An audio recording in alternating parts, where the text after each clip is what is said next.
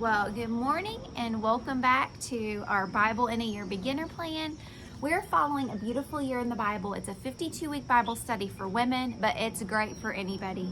And we are in week 24. We're reading in 1 Kings chapters 10 through 13 today. And this book takes the different scriptures of the week and puts it into themes. And this whole week is about unity through inclusion and how that's transcending cultural and social barriers and reflecting that on God's kingdom here on earth. So welcome back. I'm Anna and I help purpose-driven women live with intention right where they are. And let's just get right into today's reading. 1 Kings 10 through 13. All right, chapter 10, the Queen of Sheba visits Solomon. Now, when the Queen of Sheba heard about the fame of Solomon and his relationship to the Lord, she came to test Solomon with hard questions. Arriving at Jerusalem with a very great caravan with camels carrying spices, large quantities of gold and precious stones, she came to Solomon and talked with him about all that she had on her mind. Solomon answered all her questions, and nothing was too hard for the king to explain to her. When the Queen of Sheba saw all the wisdom of Solomon and the palace he had built, the food on his table, the seating of his officials, the attending servants in their robes, his cupbearers, and the burnt offerings he made at the temple of the Lord, she was overwhelmed. She said to the king, "The report I heard in my own country about your achievements and your wisdom is true, but I did not believe these things until I came and saw with my own eyes. Indeed, not even half was told me. In wisdom and wealth you have far exceeded the reports I heard. How happy your people must be, how happy your officials, who continually stand before you and hear your wisdom. Praise be to the Lord your God, who has delighted in you and placed you on the throne of Israel. Because of the Lord's eternal love for Israel, he has made you king to maintain justice and righteousness."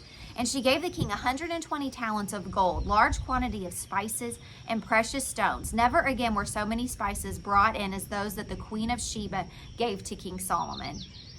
Hiram's ships brought gold from Ophir, and from there they brought great cargoes of almug wood and precious stones. The king used the almug wood to make supports for the temple of the Lord and for the royal palace, and to make harps and lyres for the musicians. So much almug wood was never been imported or seen since that day. King Solomon gave the Queen of Sheba all she desired and asked for, besides what he had given her out of his royal bounty. Then she left and returned with her retinue to her own country.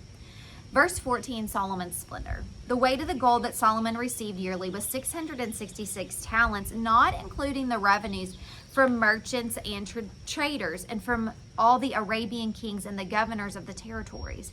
King Solomon made 200 large shields of hammered gold. 600 shekels of gold went to each shield. He also made 300 small shields of hammered gold, with 3 minas of gold in each shield. Love you. Love you. Have a good day. Thank you. You too. Okay. See ya. The king put them in the palace of the forest of Lebanon. Then the king made a great throne covered with ivory and overlaid with fine gold. The throne had 6 steps, and its back had a rounded top. On both sides of the seat were armrests with a lion standing beside each of them. 12 lions stood on the 6 steps, one at either of each step. Nothing like it had ever been made for any other kingdom, and all of King Solomon's goblets were gold, and all the household articles in the palace of the forest of Lebanon were pure gold. Nothing was made of silver, because silver was considered of little value in Solomon's days. The king had a fleet of trading ships at sea along with the ships of Hiram. Once every 3 years it returned carrying gold, silver, and ivory, and apes and baboons. King Solomon was greater in riches and wisdom than all the other kings of the earth, and the whole world sought audience with Solomon to hear the wisdom God had put in his heart. Year after year, everyone who came brought a gift, articles of silver, gold, robes, weapons, and spices, and horses and mules. Solomon accumulated chariots and horses. He had 1,400 chariots and 12,000 horses, which he kept in the chariot cities and also with him in Jerusalem. The king made silver as common in Jerusalem as stones, and cedar as plentiful as sycamore figs trees in the foothills. Solomon's horses were imported from Egypt and from Kew. The royal merchants purchased them from Q at the current price. They imported a chariot from Egypt for 600 shekels of silver and a horse for 150. And they also exported them to all the kings of the Hittites and of the Arameans.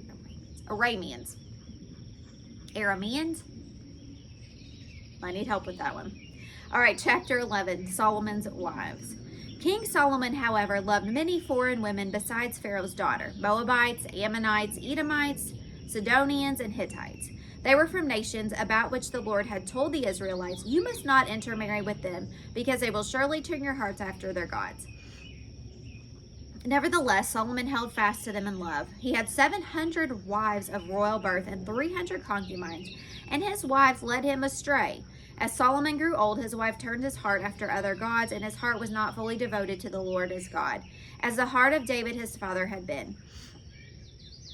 He followed Ashtoreth, the goddess of the Sidonians, and Molech, the detestable god of the Ammonites. So Solomon did evil in the eyes of the Lord, and he did not follow the Lord completely as David his father had done. On a hill east of Jerusalem, Solomon built a high place for Shemoth, the detestable god of Moab, and for Molech, the detestable god of the Ammonites. He did the same for all his foreign wives, who burned incense and offered sacrifices to their gods. The Lord became angry with Solomon because his heart had turned away from the Lord, the God of Israel, who had appeared to him twice. Although he had forbidden Solomon to follow other gods, Solomon did not keep the Lord's command. So the Lord said to Solomon, Since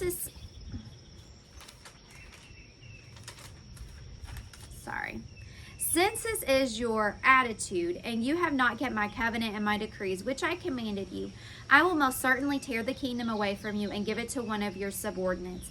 Nevertheless, for the sake of David your father, I will not do it during your lifetime. I will tear it out of the hand of your son. Yet I will not tear the whole kingdom from him, but will give him one tribe for the sake of David my servant, and for the sake of Jerusalem, which I have chosen. Verse 14, Solomon's adversaries. Then the Lord raised up against Solomon an adversary, Hadad the Edomite, from the royal line of Edom. Earlier, when David was fighting with Edom, Joab, the commander of the army, who had gone up to bury the dead, had struck down all the men in Edom. Joab and all the Israelites stayed there for 6 months, until they had destroyed all the men in Edom. But Hadad, still only a boy, fled to Egypt with some Edomite officials who had served his father. They set out from Midian and went to Paran. Then, taking people from Paran with them, they went to Egypt, to Pharaoh, king of Egypt, who gave Hadad a house and land and provided him with food. Pharaoh was so pleased with Hadad that he gave him a sister of his own wife, Queen Tahpenes, in marriage. The sister of Tahpenes bore him a son named Genubath, who Tahpenes brought up in the royal palace. There, Genubath lived with Pharaoh's own children. While he was in Egypt, Hadad heard that David rested with his ancestors, and that Joab, the commander of the army, was also dead. Then Hadad said to Pharaoh, "Let me go, that I may return to my own country." "What have you lacked here that you want to go back to your own country?" Pharaoh asked. "Nothing," Hadad replied, "but do let me go." And God raised up against Solomon another adversary, Rezon, son of Eliadah, who had fled from his master, Hadadezer, king of Zobah. When David destroyed Zobah's army, Rezon gathered a band of men around him and became their leader, then went to Damascus, where they settled and took control. Rezon was Israel's adversary as long as Solomon lived, adding to the trouble caused by Hadad. So Rezon ruled the Aram and was hostile towards Israel. Verse 26, Jeroboam, I feel like I should know that word, rebels against Solomon. Also, Jeroboam, son of Nebat, rebelled against the king. He was one of Solomon's officials, an Ephraimite from Zeradah, and his mother was a widow named Zeruiah. Here is the account of how he rebelled against the king. Solomon had built the terraces and had filled in the gap in the wall of the city of David, his father. Now, Jeroboam was a man of standing. And when Solomon saw how well the young man did his work, he put him in charge of the whole labor force of the tribes of Joseph. And about that time, Jeroboam was going out of Jerusalem. and Ahijah, the prophet of Shiloh, met him on the way wearing a new cloak. The two of them were alone out in the country, and Ahijah took hold of the new cloak he was wearing and tore it into 12 pieces. Then he said to Jeroboam, "Take 10 pieces for yourself, for this is what the Lord, the God of Israel, says. See, I am going to tear the kingdom out of Solomon's hand and give you 10 tribes. But for the sake of my servant David and the city of Jerusalem, which I have chosen out of all the tribes of Israel, he will have 1 tribe. I will do this because they have forsaken me and worshipped Ashtoreth, the goddess of the Sidonians, Chemosh, the god of the Moabites, and Moloch, the god of the Ammonites, and have not walked in obedience to me, nor done what is right in my eyes, nor kept my decrees and laws as David, Solomon's father, did. But I will not take the whole kingdom out of Solomon's hand. I have made him ruler all the days of his life for the sake of David my servant, whom I chose and who obeyed my commands and decrees. I will take the kingdom from his son's hand and give you 10 tribes.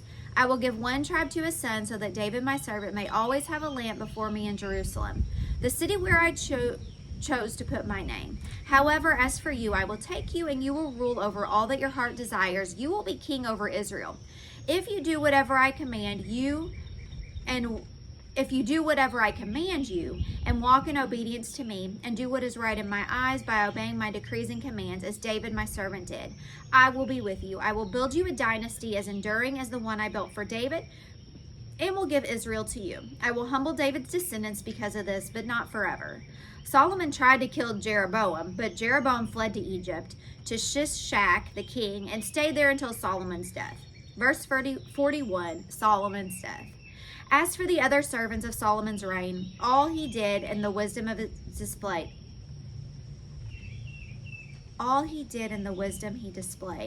are they not written in the book of the Annals of Solomon? Solomon reigned in Jerusalem over all Israel 40 years. Then he rested with his ancestors and was buried in the city of David his father.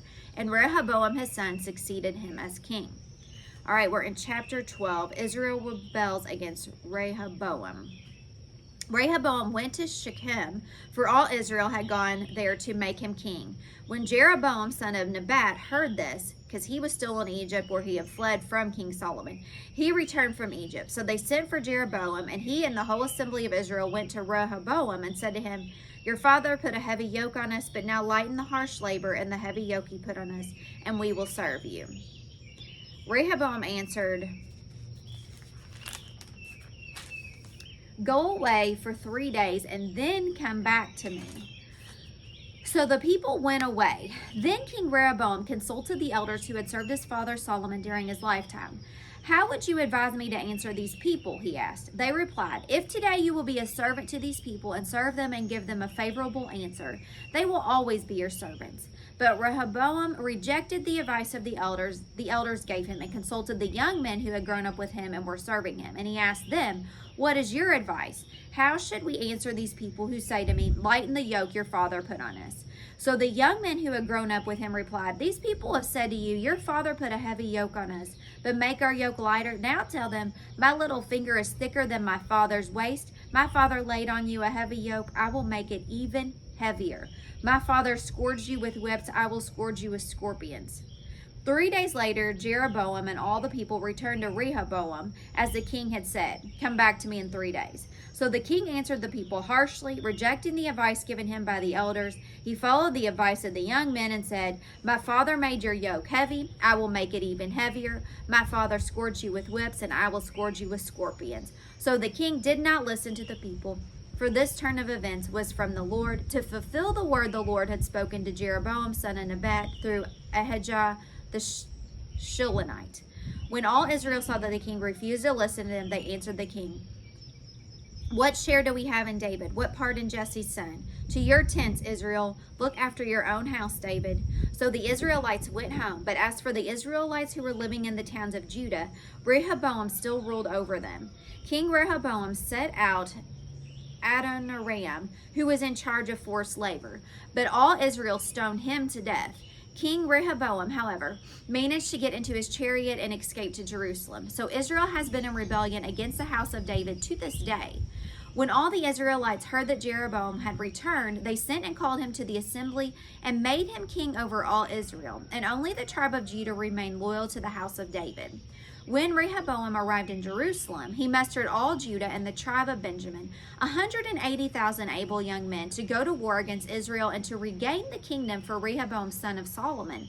But this word of God came to Shemaiah the man of God. Say to Rehoboam son of Solomon king of Judah, to all Judah and Benjamin, and to the rest of the people, this is what the Lord says. Do not go up to fight against your brothers, the Israelites. Go home, every one of you, for this is my doing. So they obeyed the word of the Lord and went home again, as the Lord had ordered.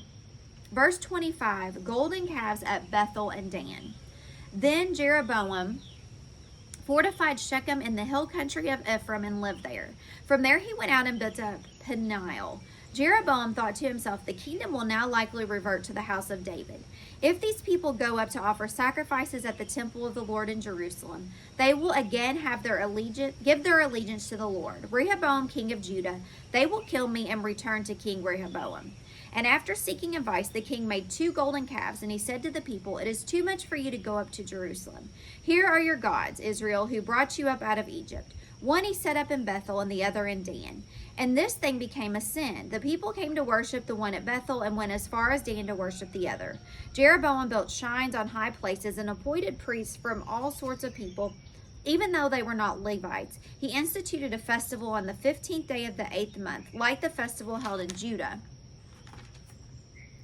and offered sacrifices on the altar. This he did in Bethel, sacrificing to the calves he had made.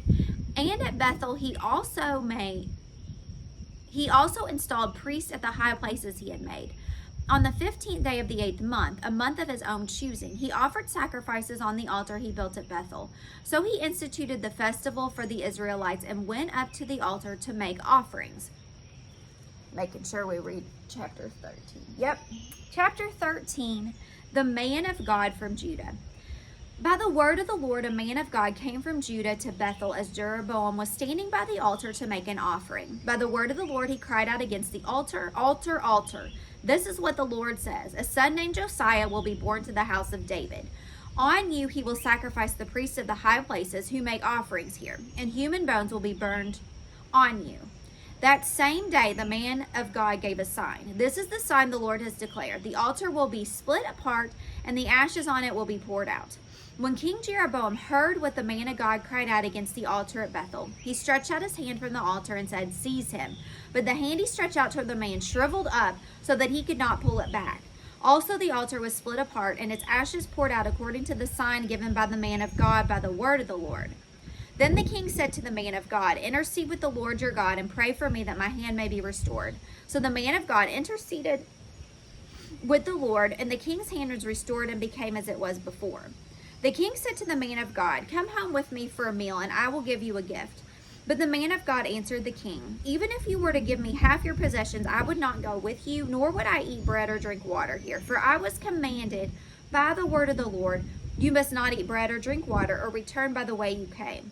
So he took another road and did not return by the way he had came to Bethel. Now there was a certain old prophet living in Bethel, whose sons came and told him all that the man of God had done there that day. They also told their father what he had said to the king. Their father asked them, which way did he go? And his son showed him the road the man of God from Judah had taken. So he said to his son, saddle the donkey for me. And when they had saddled the donkey for him, he mounted it and rode after the man of God. And he found him sitting under an oak tree and asked, are you the man of God who came from Judah? I am, he replied. So the prophet said to him, come home with me and eat. The man of God said, I cannot turn back and go with you, nor can I eat bread or drink water with you in this place.